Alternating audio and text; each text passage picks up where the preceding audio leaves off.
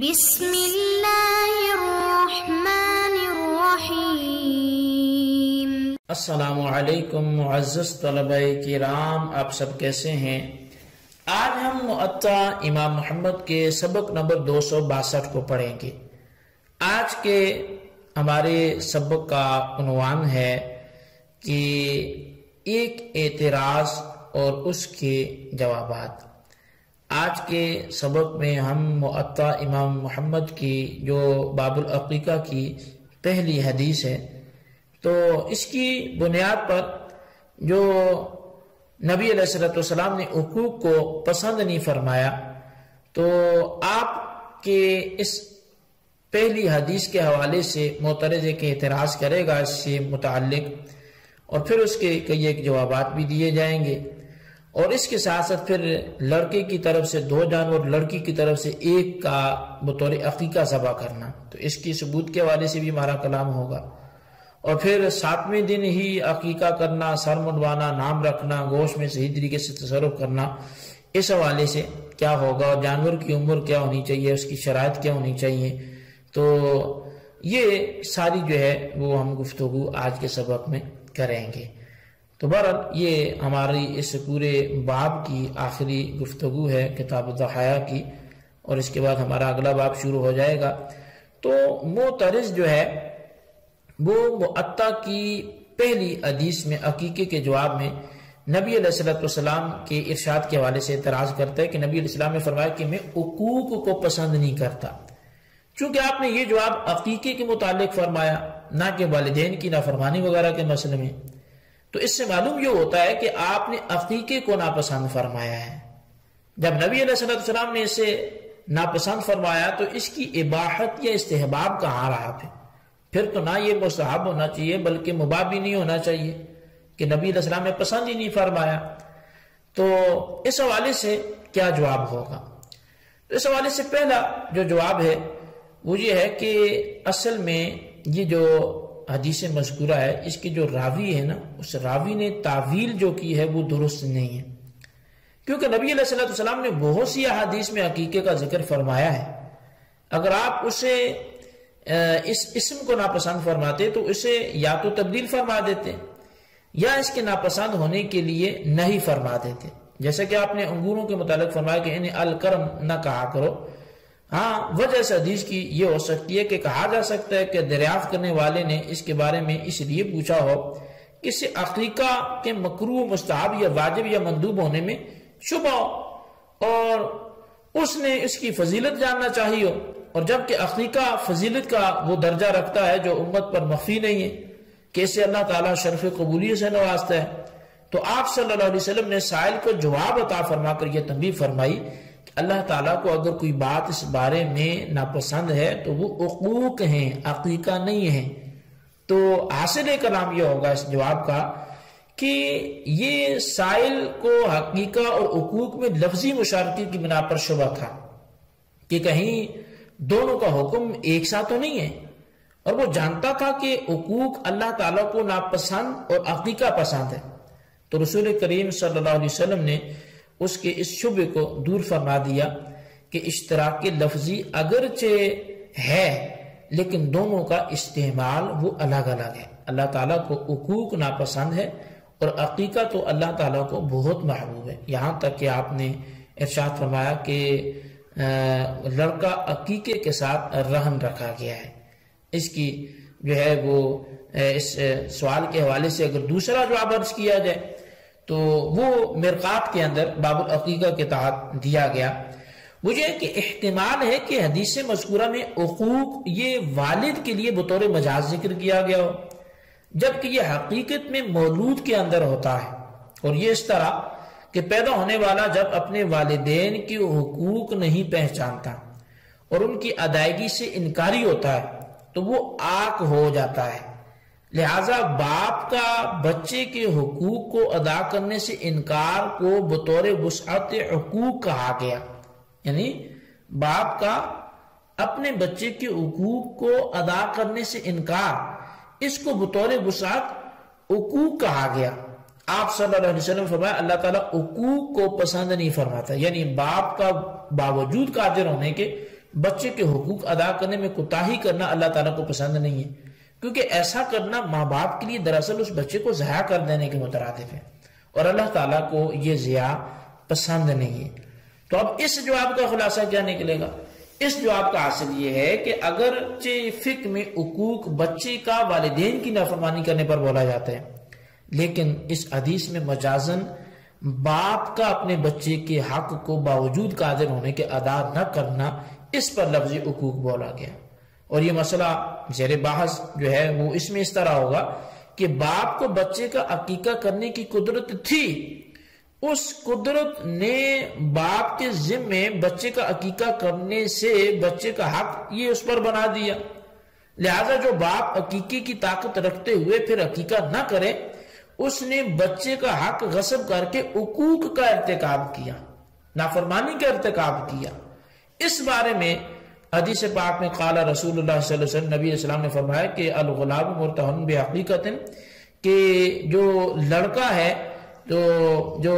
بچہ ہے، تو عقیقے کے ساتھ وہ رحم رکھا گیا ہے۔ تو اب اس حوالے سے صاحب مرقات لکھتے ہیں کہ بچہ یا بچی عقیقے میں مرتہن ہے۔ اس ارشاد نبوی میں معنی یہ بھی ہو سکتا ہے کہ بچے کی آفات اور مصائب سے حفاظت عقیقے کے ساتھ مقید کر دی گئی ہے، یعنی عقیقہ دیا جائے گا تو مصیبتیں ٹل جائیں گی۔ اور دوسرا یہ معنی بھی ہو سکتا ہے کہ بچہ ایک مرہون چیز کے حکم میں ہے، تو جب تک اس کے مقابلے میں کچھ دے نہ دیا جائے تو اس وقت تک اسے نفع اٹھانا درست نہیں ہوگا، کیونکہ بچہ والدین کے لیے اللہ تعالیٰ کی ایک بیش بہا نعمت ہے جس کو انہیں لازماً شکر ادا کرنا چاہیے۔ اور تیسرا معنی یہ بھی کیا گیا ہے کہ بچے کا اپنے والدین کے لیے شفاعت کرنا یہ عقیقے کے ساتھ معلق کر دیا گیا ہے، یعنی اگر وہ بچپن میں انتقال کر گیا اور والدین نے اس کا عقیقہ نہ کیا تو وہ ان کی شفاعت نہیں کرے گا۔ شرح سنہ میں آیا ہے کہ اس معنی و مفہوم پر لوگوں نے اچھی خاصی گفتگو کی ہے۔ ان باتوں میں سے زیادہ اچھی اور بہتر بات وہ ہے جو امام احمد بن حنبل رضی اللہ تعالیٰ عنہ نے فرمائی۔ آپ فرماتے ہیں کہ اس کا مطلب یہ ہے کہ جب بچہ بچپن میں ہی انتقال کر جائے اور اس کی طرف سے قدرت کے باوجود عقیقہ نہ کیا گیا تو وہ بچہ والدین کی شفاعت نہیں کرے گا، اور حضرت قتادہ سے مروی ہے کہ وہ شفاعت سے محروم ہو جائیں گے یا ان کی شفاعت کرنا بچے کے لیے حرام کر دی جائے گی۔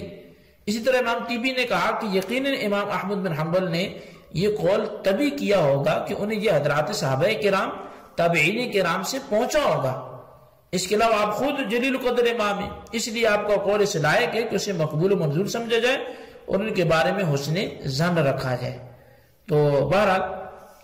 باب العقیقہ کی جو پہلی حدیث کیونکہ وہ وضاحت طلب تھی اس لیے اس کی مستقل جو ہے وہ علادہ سے وضاحت کی گئی۔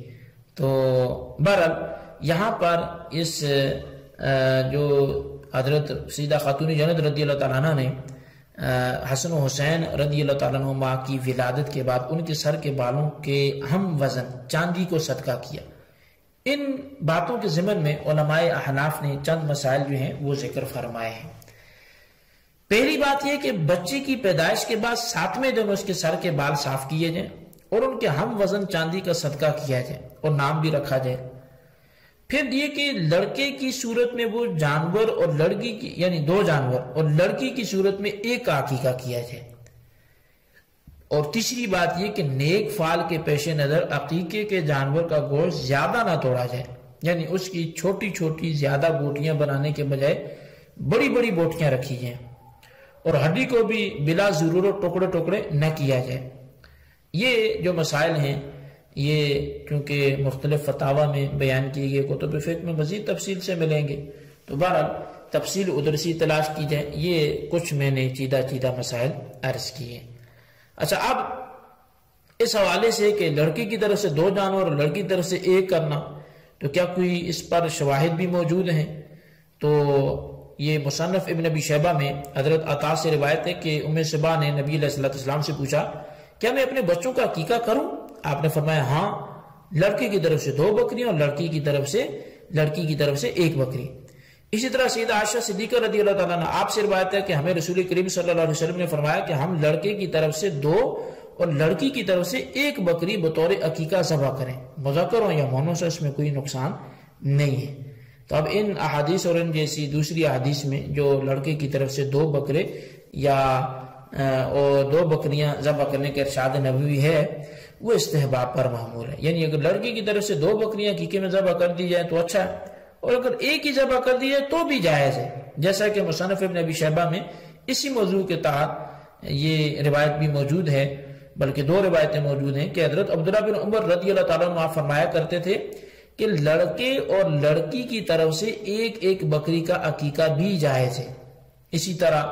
عن عبد الرحمن بن القاسم عن ابیہ انہ کان یعق عن الغلام والجاریۃ شاۃ شاۃ، کہ عبد الرحمن بن قاسم اپنے والد سے روایت کرتے ہیں کہ وہ لڑکے اور لڑکی کی طرف سے ایک بکری کا عقیقہ کیا کرتے تھے، اور اسی طرح 7ویں دن عقیقہ کرنا، سر منڈوانا، نام رکھنا، گوشت میں اسی طریقے سے تصرف کرنا، تو یہ کوئی چیز بھی ذاتی رائے سے کسی نے بیان نہیں کی، بلکہ اس حوالے سے بھی مصنف ابن ابی شیبہ کی روایت موجود ہے۔ جعفر اپنے والد سے روایت کرتے ہیں کہ نبی علیہ السلام نے سیدہ فاطمہ تو زہرا رضی اللہ عنہا کو حسن و حسین کا عقیقہ کرنے کے وقت حکم دیا کہ عقیقہ کے جانور کے پائے ان کی دایا کو بھیجے جائیں اور اس کی ہڈیاں نہ توڑی جائیں۔ اسی طرح حضرت نبی علیہ السلام سے سمرہ بن جندب رضی اللہ تعالیٰ عنہ وہ روایت کرتے ہیں کہ آپ نے فرمایا بچے کی طرف سے 7ویں دن عقیقے کا جانور ذبح کیا جائے اور اس کا سر منڈوایا جائے اور اس کا نام رکھ دیا جائے۔ اسی طرح عمر بن شعیب کہتے ہیں کہ نبی علیہ السلام نے نومولود کے لیے 7ویں دن عقیقہ کرنے، سر منڈوانے اور نام رکھنے کا حکم دیا ہے۔ تو لہٰذا یہ باتیں احادیث میں موجود ہیں یا آثار میں موجود ہیں۔ اسی طرح ایک اور روایت ہے، حضرت ہشام حضرت ابن سیرین اور حسن سے بیان کرتے ہیں کہ دونوں حضرات عقیقہ میں بھی ان جانوروں کو مکروہ کہا کرتے تھے جو قربانی میں دینے مکروہ ہیں، اور فرمایا کرتے کہ عقیقہ ان کے نزدیک قربانی کے حکم میں ہے، خود کھا سکتے ہیں، دوسروں کو بھی کھلائے۔ تو ان روایات سے معلوم یہ ہوتا ہے کہ قربانی اور عقیقے کے جانور کے مسائل وہ مشترکہ ہیں۔ جن جانوروں کی قربانی جائز ہے ان کو عقیقے میں ذبح کرنا جائز ہے، جو قربانی میں مکروہ ہے وہ عقیقے میں بھی مکروہ ہے، اور جو عمرے قربانی کے لیے جانوروں کے لیے مقرر ہیں اسی عمر کو عقیقے کے لیے بھی لازم کیا گیا ہے۔ لہذا لنگڑا کانا انتہائی کمزور، نہ قربانی میں جائز نہ اس کا عقیقہ درست ہے۔ تو بہرحال یہ مسائل جو ہیں وہ کچھ آپ نے ذہن میں رکھنے ہیں، ان کو خلاصہ اپنے رجسٹر پہ ضرور لکھنا ہے، اور اللہ تعالیٰ سے دعا کرتے ہیں جو ہم نے پڑھا سنا سے یاد رکھنے کی توفیق نصیب فرمائے۔ آمین بجاہ النبی الامین صلی اللہ علیہ وسلم۔